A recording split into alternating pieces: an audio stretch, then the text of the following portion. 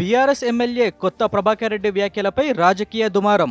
తీవ్ర స్థాయిలో స్పందించిన మంత్రులు రాజకీయ కుట్ర జరుగుతోందని మండిపాటు. ప్రభుత్వాన్ని కూల్చే ఆలోచన తమకు లేదన్న కేంద్ర మంత్రి కిషన్ రెడ్డి. హైదరాబాద్ గ్లోబల్ బిజినెస్ హబ్గా మారిందన్న మంత్రి శ్రీధర్ బాబు. 2030 నాటికి దేశ జీడీపీలో తెలంగాణ వాటా $1 ట్రిలియన్ చేరడమే లక్ష్యమని వెల్లడి. సీఎల్పీ సమావేశంలో పార్టీ నేతలు శ్రేణులకు సీఎం దిశానిర్దేశం. సంక్షేమ పథకాలను ప్రజల్లోకి తీసుకువెళ్లాలని ఎమ్మెల్యేలకు ఆదేశం. నియోజకవర్గంలోని ప్రతి గ్రామాన్ని సందర్శించాలని రేవంత్ రెడ్డి సూచన. కంచె గచ్చిబౌలి భూములపై ప్రధాని వ్యాఖ్యలను సమర్థించిన కిషన్ రెడ్డి.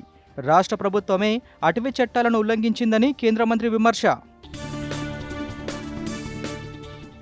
హైదరాబాద్ వేదికగా జరిగిన శ్రీ సమ్మిట్ 2.0. రాష్ట్రంలోని మహిళలకు ఆర్థిక సాధికారత కల్పిస్తున్నామన్న డిప్యూటీ సీఎం. ఆకాశవాణి హైదరాబాద్ కేంద్రానికి నేటితో 75 ఏళ్లు. వజ్రోత్సవ పైలాను ఆవిష్కరించిన Akashvani director general doctor Pragya Paliwal Gaur. Hyderabad కేంద్రం ఎంతో నిబద్ధతతో శ్రోతలకు చేరువైందని డీజీ ప్రశంస.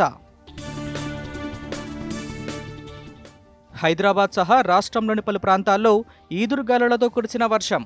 రానున్న 3 రోజుల పాటు వర్షాలు కురుస్తాయన్న వాతావరణ కేంద్రం.